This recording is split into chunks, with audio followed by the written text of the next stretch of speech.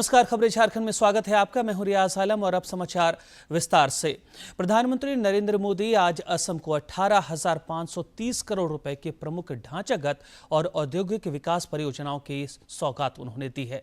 इस दौरान अपने संबोधन में उन्होंने पूर्वोत्तर राज्यों के विकास को प्राथमिकता बताया।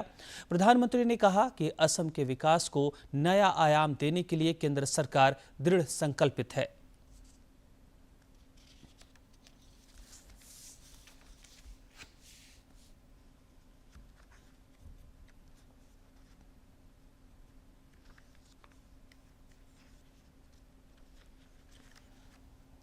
इससे पहले प्रधानमंत्री ने कल गुवाहाटी में भूपेन हजारिका शताब्दी समारोह में हिस्सा लिया और कल्चरल कनेक्टिविटी, एक भारत श्रेष्ठ भारत और लोकल फॉर वोकल पर बल दिया। भारत रत्न डॉक्टर भूपेन हजारिका के जन्म शतवार्षिकी समारोह में प्रधानमंत्री नरेंद्र मोदी,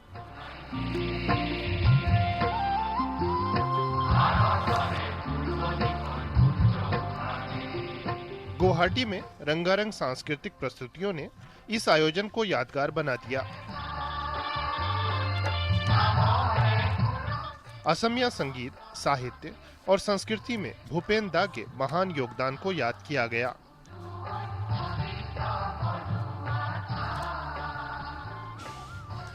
पीएम ने कहा कि उनकी सरकार बहुत गर्व से भूपेन दा के जन्म शताब्दी वर्ष को सेलिब्रेट कर रही है। उनके गीतों, संदेशों और जीवन यात्रा को घर घर ले जा रही है।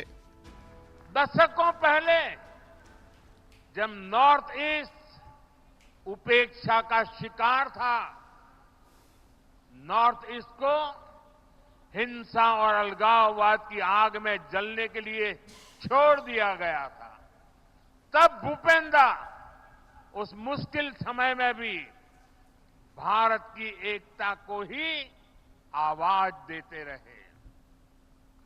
उन्होंने समृद्ध पूर्वोत्तर का सपना देखा था। उन्होंने प्रकृति के अद्भुत सौंदर्य में बसे पूर्वोत्तर के लिए गीत गाए थे। प्रधानमंत्री ने डॉक्टर हजारिका की स्मृति में सिक्का भी जारी किया। पीएम ने कहा कि भूपेन दा ने जिन आदर्शों को जिया, जो अनुभव किया, वही अपने गीतों में भी गाया। वो एक भारत श्रेष्ठ भारत की भावना को जीते थे। पीएम ने कहा कि देश ने नॉर्थ ईस्ट के विकास के साथ साथ कल्चरल कनेक्टिविटी को भी बड़ी अहमियत दी है। ये एक अभियान है जो अनवरत जारी है। आज नॉर्थ ईस्ट को लेकर उनके सपनों को साकार करने के लिए हम दिन रात काम कर रहे हैं। हमारी सरकार ने भूपेन दा को भारत रत्न देकर पूर्वोत्तर के सपनों और स्वाभिमान का सम्मान किया और पूर्वोत्तर को देश की प्राथमिकता भी बनाया। हमने देश के सबसे लंबे ब्रिजेज में से एक असम और अरुणाचल को जोड़ने वाला ब्रिज बनाया, तो उसका नाम भूपेन हजारिका ब्रिज रखा। प्रधानमंत्री ने इस अवसर पर एक पुस्तक का भी विमोचन किया। पीएम ने कहा कि जो नए भारत का सपना भूपेन दा ने देखा था, अब वो राष्ट्र का सामूहिक संकल्प बन गया है। विकसित भारत के लिए पीएम ने वोकल फॉर लोकल के महत्व को रेखांकित किया। साथ ही सभी से स्वदेशी उत्पाद अपनाने को कहा। असम पहुंचने पर पीएम का अभिनंदन भी बड़ी गर्मजोशी से हुआ। Bureau report, DD news. राज्यपाल संतोष कुमार गंगवार ने प्रधानमंत्री नरेंद्र मोदी के कुशल नेतृत्व और निर्देशन में देश में जारी विकास गतिविधियों की सराहना की है। उन्होंने बरेली में कहा कि देश में अभूतपूर्व विकास उन्मुख कार्य हो रहे हैं।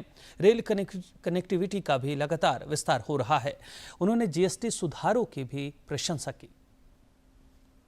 एक सरलीकरण का जो काम शुरू किया है कि टैक्स स्ट्रक्चर को कैसे कम किया जाए, उसकी प्रक्रिया वर्तमान सरकार ने शुरू कर दी है और लोगों को लग रहा है कि मोदी जी वास्तव में आम आदमी की चिंता कर रहे हैं और उसके हिसाब से कर का ढांचा भी दुरुस्त कर रहे हैं कि जैसे अब विकास निरंतर बढ़ रहा है और उसके साथ ही सुविधाओं को ध्यान में रखते हुए कर ढांचे के बारे में भी सरकार की सोच बिल्कुल पॉजिटिव है और कैसे आम उपभोक्ता का ध्यान रखा जाए, उसके हिसाब से काम किया जाए।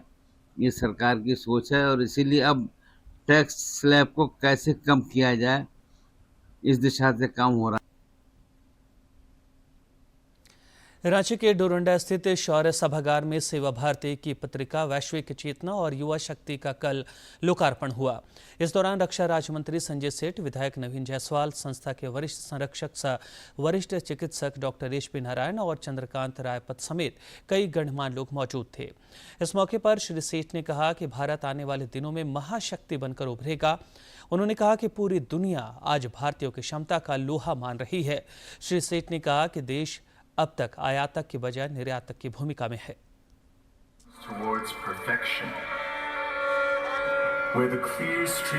23 मिनट की विजय गाथा को हमारी दोनों अधिकारियों ने बखूबी देश को तो बताए, दुनिया को बताया।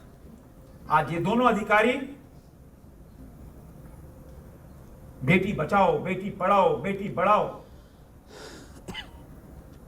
और यूथ आइकॉन बन चुकी हैं। आज जिस विषय पे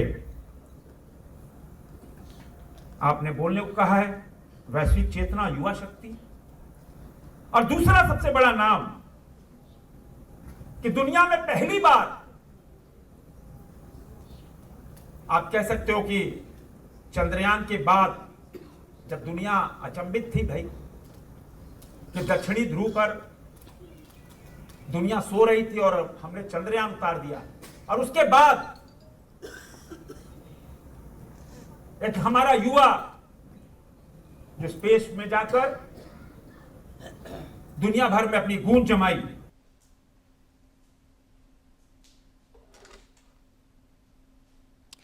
हिंदी दिवस पर झारखंड समेत देश भर में कई कार्यक्रमों का आयोजन हो रहा है। केंद्रीय गृह मंत्री अमित शाह आज गुजरात के गांधीनगर में अखिल भारतीय राजभाषा सम्मेलन का उद्घाटन करेंगे। श्री शाह ने एक वीडियो संदेश में देशवासियों को हिंदी दिवस की शुभकामनाएं दी। गौरतलब है कि आज के दिन वर्ष 1949 में संविधान सभा ने देवनागरी लिपि में हिंदी को देश की राजभाषा के रूप में स्वीकार किया था। संवाद कर भारतीय भाषाओं का स्वाभिमान बढ़ाया है। मोदी जी ने आजादी के अमृत काल में गुलामी के प्रतीकों से देश को मुक्त करने के लिए जो पंच प्रण लिए थे, उसमें भाषाओं की बड़ी भूमिका है। हमें अपनी संवाद और आपसी संपर्क की भाषा के रूप में भारतीय भाषा को अपनाना चाहिए। राजभाषा हिंदी ने 76 गौरवशाली वर्ष पूरे किए हैं। राजभाषा विभाग ने अपनी स्थापना के स्वर्णिम 50 वर्ष पूर्ण कर हिंदी को जन भाषा और जन चेतना की भाषा बनाने का अद्भुत कार्य किया है।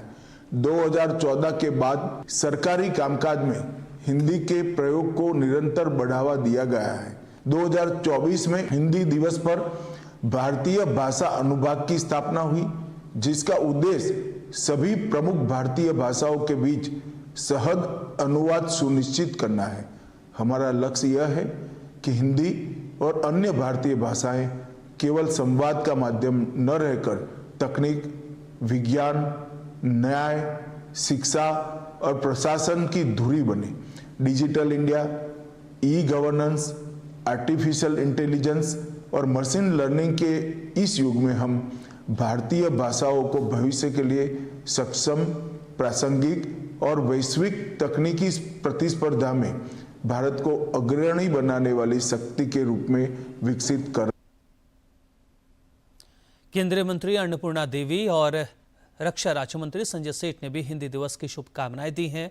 श्री सेठ ने रूस के राष्ट्रपति व्लादिमीर पुतिन के आवास का एक पुराना वीडियो साझा कर कहा है कि संगीत वैश्विक पटल पर कई देशों को जोड़ते हैं।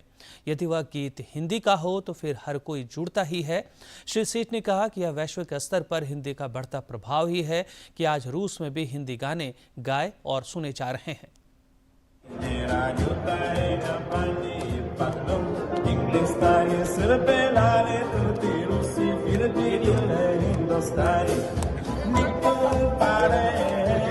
Take picture of Marcus. Yes.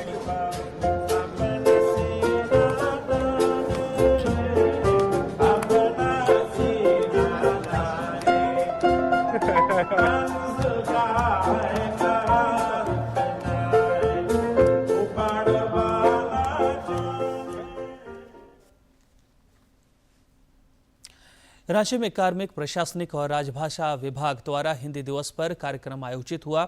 Shri Krishna लोक प्रशासन संस्थान सभागार में आयोजित कार्यक्रम के दौरान कई गणमान्य लोग मौजूद रहे। इस दौरान वक्ताओं ने राजभाषा के अधिक से अधिक उपयोग पर जोर दिया।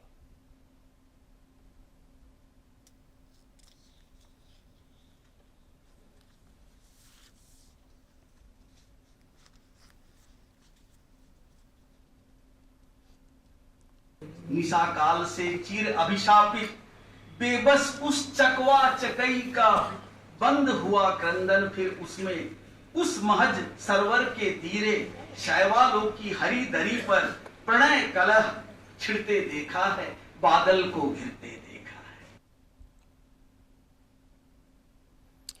हिंदी दिवस के अवसर पर सिमडेगा के जिला शिक्षा एवं प्रशिक्षण संस्थान में कार्यक्रम का आयोजन किया गया। इस दौरान वक्ताओं ने हिंदी भाषा के संवर्धन पर बल दिया। सिमडेगा में जिला शिक्षा एवं प्रशिक्षण संस्थान की ओर से हिंदी दिवस का आयोजन किया गया है। इस दौरान वक्ताओं ने हिंदी भाषा की दशा और दिशा पर चर्चा की। कार्यक्रम में बतौर मुख्य अतिथि शामिल हुए जिला शिक्षा पदाधिकारी मिथिलेश क्रिकेटा ने हिंदी को समृद्ध भाषा बताते हुए इसके महत्व पर प्रकाश डाला। आज हम सिर्फ इंग्लिश को ही बढ़ावा ज़्यादा महत्व देते हैं, लेकिन नहीं, उससे ज़्यादा संसाधन, बड़ा संसाधन के रूप में हमारा एक हिंदी है और इसे प्रचार प्रसार, इसका क्या महत्व है, क्या इम्पोर्टेंस है, इसके बारे में बात बताएं। वहीं शिक्षक गोरखनाथ सिंह ने हिंदी को मातृभाषा बताते हुए कहा कि मातृभाषा के प्रति उपेक्षा नहीं बल्कि गर्व का भाव रखना चाहिए। जो पाठ्य पुस्तक में है, अभी जब आप अध्ययन कर रहे हो, उसमें अच्छे अंक लाने के लिए अन्य भाषाओं पर भी आप फोकस करें, लेकिन हमारी जो मातृभाषा है उस भाषा की उपेक्षा कतई न करें और जहां तक इसका संवर्धन के लिए प्रयास करें। संस्थान की शिक्षिकाओं ने वक्तव्य के दौरान सभी से हिंदी भाषा को दैनिक जीवन में शामिल करने की अपील की। वहीं आयोजन में महत्वपूर्ण भूमिका निभा रहे सत्यजीत कुमार ने हिंदी को जन जन की भाषा बनाने में सभी की भागीदारी सुनिश्चित करने पर बल दिया।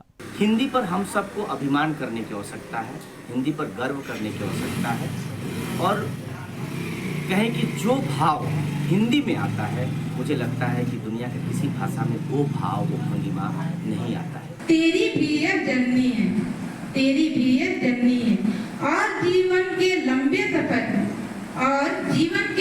सफर में यही तुम्हारी संगिनी है। जीवन की हर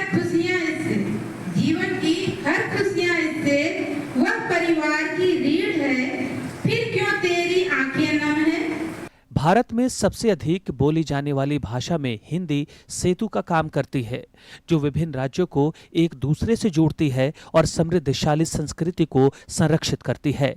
डीडी न्यूज के लिए सिमडेगा से मनोज कुमार सिन्हा, मनु की रिपोर्ट।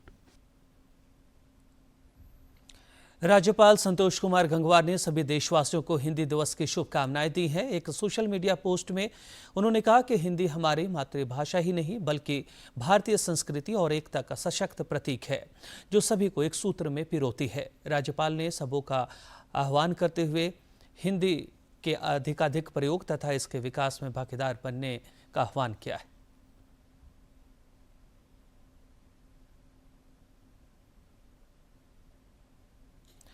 मुख्यमंत्री हेमंत सोरेन ने भी सबों को हिंदी दिवस की ढेरों बधाई और शुभकामनाएं दी हैं।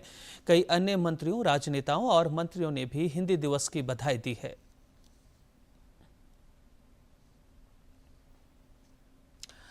केंद्रीय महिला एवं बाल विकास मंत्री अन्नपूर्णा देवी ने कोडरमा के झुमरी तिलैया में जीएसटी एवं स्वदेशी पर विचार गोष्ठी को संबोधित किया। कोडरमा जिला chamber of commerce and industries के बैनर तले आयोजित विचार गोष्ठी को संबोधित करते हुए केंद्रीय मंत्री ने कहा कि जीएसटी सुधार लोगों को सीधे राहत पहुंचाएगा। उन्होंने कहा कि त्योहारी सीजन से पहले 22 तारीख से जीएसटी की नई दरें प्रभावी होंगी, जो जनता के लिए बड़ी सौगात होगी। इस मौके पर खास और आम सभी ने एक स्वर में जीएसटी स्लैब में बदलाव और दरों में कटौती का स्वागत किया।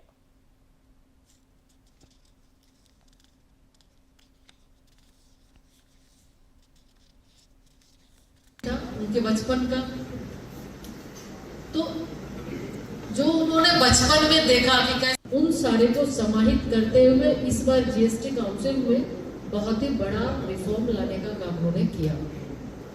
इसके पहले मार्च में एक बहुत ही धमाकेदार, यानी हर किसी को जब बजट अनाउंस हुआ 1 फरवरी को, तो 12 लाख का स्लैब में जो छूट था वो बहुत बड़ा निर्णय था और बहुत दिनों से इसकी मांग थी। वो ऐतिहासिक निर्णय उस दिन हुआ और उसके बाद अभी 22 तारीख से एक और बड़ा निर्णय होने जा रहा है। जीएसटी सुधारों से नए युग का सूत्रपात होने जा रहा है। इससे खान पान की वस्तुओं के दाम भी घटेंगे। 22 सितंबर से शुरू होने वाले नए जीएसटी सुधारों में अब अल्ट्रा हाई टेम्परेचर यानी यूएचटी, दूध, छेना और पनीर जैसी जरूरी चीजों पर कोई टैक्स नहीं लगेगा। इससे पहले इन पर 5% जीएसटी लगता था। वहीं रोटी, पराठा, खाखरा, कुलचा और चपाती जैसी रोजमर्रा से जुड़ी रसोई की वस्तुओं पर भी अब कोई टैक्स नहीं लगेगा। वहीं ड्राई फ्रूट, प्रीपेड नमकीन और कुछ अन्य खाद्य उत्पादों को 5% की दर में रखा गया है। जीएसटी में की गई इस भारी कटौती से लोग बेहद खुश हैं। इससे जो है जनता बहुत खुश है और जो आने वाले त्योहार हैं इसमें भी जीएसटी का जैसे देखा गया तो मिठाइयों वगैरह में काफ़ी मतलब हर व्यापारी वर्ग को लाभ होगा। मैं चाहूँगा एक सराहनीय काम प्रधानमंत्री नरेंद्र मोदी ने दिया है। दिवाली का एक तोहफा ही लोगों को समझ लीजिए, जो लोग सोचते नहीं थे आज वो तोहफा प्रधानमंत्री नरेंद्र मोदी ने दिवाली से पहले दे दिया। 13% की कटौती हुई है बटर, घी वगैरह पे। डेयरी प्रोडक्ट्स तो बिल्कुल ज़ीरो ही हो गए। कई आइटम नमकीन वगैरह जो है 15 या 18% से 12% हो गई हैं, कई 5% हो गई हैं। बहुत ज़्यादा फ़र्क हुआ है। बहुत हम लोगों को तो बहुत ज़्यादा बेनिफिट है। जो ये गवर्नमेंट ने टैक्स वगैरह घटाए हैं, इस टैक्स से गवर्नमेंट लोगों को भी फ़ायदा है और हम शॉपकीपर फ़ायदा है, क्योंकि इससे रेट कईयों में तो टैक्स बिल्कुल ख़त्म हो गया है और कईयों पे 5% तक टैक्स रह गया है, तो इससे आमदनी का फ़ायदा है। मैं ये ड्राई फ्रूट की सेल में फ़र्क पड़ेगा इससे, जो हमारे आदरणीय प्रधानमंत्री जी ने 12% से 5% में लाए हैं। मैं उनका दिल से स्वागत करता हूँ इस बात का। इससे हमारी सेल पे फ़र्क पड़ेगा, ग्राहक की जेब पे फ़र्क पड़ेगा। इस फैसले से आम लोगों के लिए रसोई और पढ़ाई पर होने वाले खर्च को आसान बना दिया गया है। सरकार के इस फैसले से त्योहार से पहले देश भर के करोड़ों परिवारों और उद्योगों को सीधी राहत मिलेगी। Chandrashekhar, DD news. 17 सितंबर से 2 अक्टूबर तक पूरे देश में स्वस्थ नारी सशक्त परिवार अभियान का आयोजन होगा। केंद्रीय मंत्री अन्नपूर्णा देवी ने बताया कि इस दौरान हजारों स्वास्थ्य शिविर आयोजित किए जाएंगे, जिनका उद्देश्य महिलाओं और बच्चों के स्वास्थ्य की सुरक्षा और जागरूकता को मजबूत करना है। स्वस्थ महिला ही एक सशक्त परिवार और समृद्ध राष्ट्र की नींव है। माननीय प्रधानमंत्री श्री नरेंद्र मोदी जी के वुमेन लेड डेवलपमेंट के विजन से प्रेरित होकर भारत सरकार द्वारा माताओं, बहनों और बच्चों के स्वास्थ्य, पोषण और सशक्तिकरण को सर्वोच्च प्राथमिकता दी गई है। इसी कड़ी में 17 सितंबर से 2 अक्टूबर तक देश भर में स्वस्थ नारी सशक्त परिवार अभियान चलाया जाएगा। हजारों स्वास्थ्य शिविरों के माध्यम से गर्भवती माताओं की जांच, बेटियों में एनीमिया की पहचान, नवजात शिशुओं की जांच और गंभीर बीमारियों की स्क्रीनिंग की जाएगी। साथ ही महिलाओं और बेटियों में मेंस्ट्रुअल हाइजीन और संतुलित आहार पर जागरूकता बढ़ाई जाएगी। मातृत्व सुरक्षा और पोषण सुधार के प्रति सरकार की गहरी संवेदनशीलता एवं प्रतिबद्धता का सशक्त प्रमाण है कि प्रधानमंत्री मातृत्व वंदना योजना के तहत अब तक 4 करोड़ से अधिक माताओं को लगभग 19,000 करोड़ रुपए की राशि डीबीटी माध्यम से सीधे उनके बैंक खातों में प्रदान की जा चुकी है। आइए इस स्वस्थ नारी सशक्त परिवार अभियान और पोषण माह को एक महाअभियान बनाते हुए माननीय प्रधानमंत्री जी के 2047 तक विकसित भारत के संकल्प को सिद्धि तक पहुंचाएं। झारखंड विधानसभा के अध्यक्ष रविंद्रनाथ महतो बेंगलुरु में आयोजित 11वें राष्ट्रमंडल संसदीय संघ इंडिया रीजन कॉन्फ्रेंस में शामिल हुए। 3 दिवसीय सम्मेलन में उन्होंने विधायी संस्थाओं में संवाद और चर्चा विषय पर अपने व्याख्यान प्रस्तुत किए।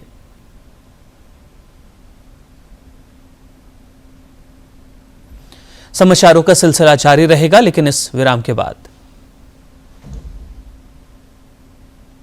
अरे वाह मालती बहन, नजर गुजर के लिए टीका तो लगा दिया, और बाकी के लिए? बाकी तेरे बच्चे के लिए खसरा, काली खांसी, टीबी, दमघोटू, हेपेटाइटिस बी, पोलियो और टेटनस जैसी 7 जानलेवा बीमारियों से बचाने वाला टीका। मगर ये टीका लगेगा कहाँ दीदी? अरे अपने प्राथमिक स्वास्थ्य केंद्र एवं आंगनबाड़ी केंद्रों में यह सुविधा उपलब्ध है। तो अभी ये चले? हाँ हाँ, क्यों नहीं। समय से टीका काम है अच्छा, आंगन में खेले हंसता बच्चा। क्या हुआ रामू भाई, फिर बहुत गच? क्या बताएं गणेश, घर वाली फिर पेट से है, कह रहे हैं कि गिरा दो तो सुनबे नहीं करती है। अरे इसका इलाज कच नहीं, नसबंदी है रामू, नसबंदी। अरे नसबंदी कराएंगे तो मेहनत मजदूरी का काम कैसे करेंगे और खाएंगे का? अरे रामू भाई, नसबंदी कराना एकदम है आसान, न टाका, न चीरा, न पट्टी, बस हो जाएगी 2 घंटे में छुट्टी। ऐसा? हाँ। तुरंत ऑपरेशन, झट आराम, पुरुष नसबंदी, सही है काम। पलामू में पुलिस और सुरक्षा बलों ने 2 जवानों की शहादत का बदला ले लिया है। मनातू और तरहसी के सीमावर्ती जंगल में प्रतिबंधित उग्रवादी संगठन टीएसपीसी के 5 लाख रुपए इनामी कमांडर मुखदेव यादव को मुठभेड़ में मार गिराया गया है। सुरक्षा बलों ने शव के पास से एक इंसास राइफल भी बरामद किया है। पुलिस अधीक्षक आर रमेशन ने मुठभेड़ की पुष्टि करते हुए बताया कि सर्च अभियान के क्रम में मनातू के जंगलों में जैसे ही सुरक्षा बलों की टीम घुसी, वैसे ही टीएसपीसी के नक्सलियों ने फायरिंग शुरू कर दी। जवाबी कार्रवाई में सुरक्षा बलों ने भी फायरिंग की, जिसमें मुखदेव यादव मारा गया। इलाके में सर्च ऑपरेशन जारी है। पलामू प्रक्षेत्र के डीआईजी नौशाद आलम ने गढ़वा जिला के भवनाथपुर थाना और पुलिस निरीक्षक कार्यालय का निरीक्षण किया। इस दौरान उन्होंने परिसर की साफ सफाई का जायजा लिया और जवानों की जरूरतों को जाना। डीआईजी ने विधि व्यवस्था को और बेहतर करने के निर्देश दिए।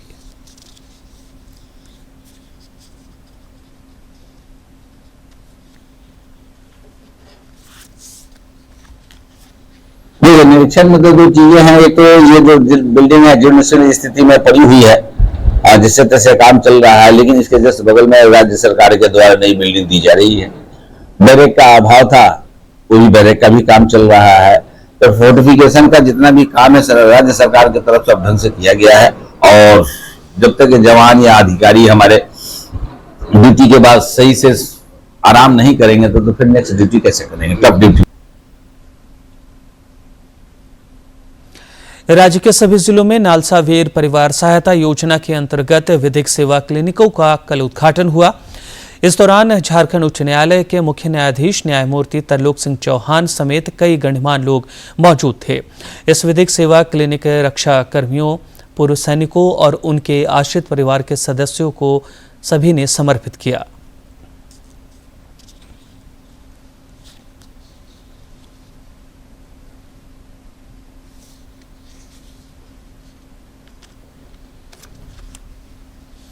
रांची के अरगोड़ा थाना क्षेत्र में कल शाम सड़क हादसे में एक बच्ची गंभीर रूप से घायल हो गई। एक तेज रफ्तार वाहन ने बच्ची को चपेट में ले लिया, जिससे ये हादसा हुआ। अस्पताल में इलाजरत बच्ची की स्थिति गंभीर बनी हुई है। घटना के विरोध में स्थानीय लोगों ने काफी देर तक सड़क जाम कर प्रशासन से दोषी वाहन चालक के खिलाफ कार्रवाई करने और बच्चे के परिवार को इलाज के लिए आर्थिक मदद देने की मांग की।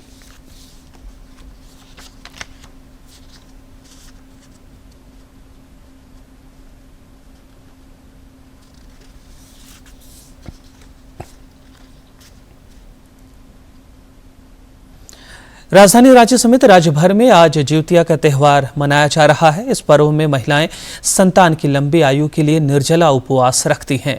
केंद्रीय मंत्री अन्नपूर्णा देवी समेत कई राजनेताओं ने बधाई और शुभकामनाएं दी हैं।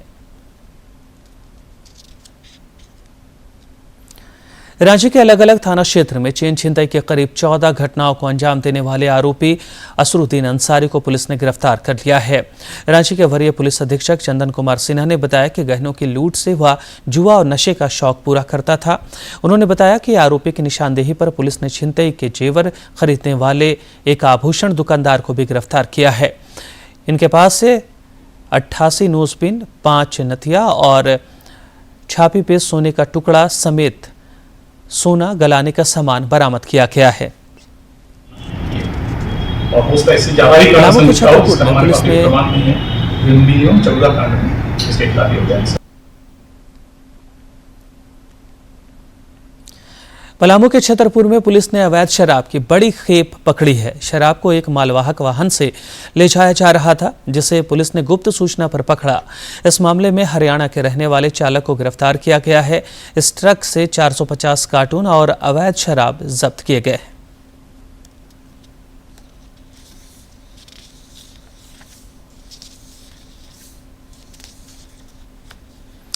एशिया कप T20 क्रिकेट में आज भारत और पाकिस्तान के बीच महामुकाबला होगा।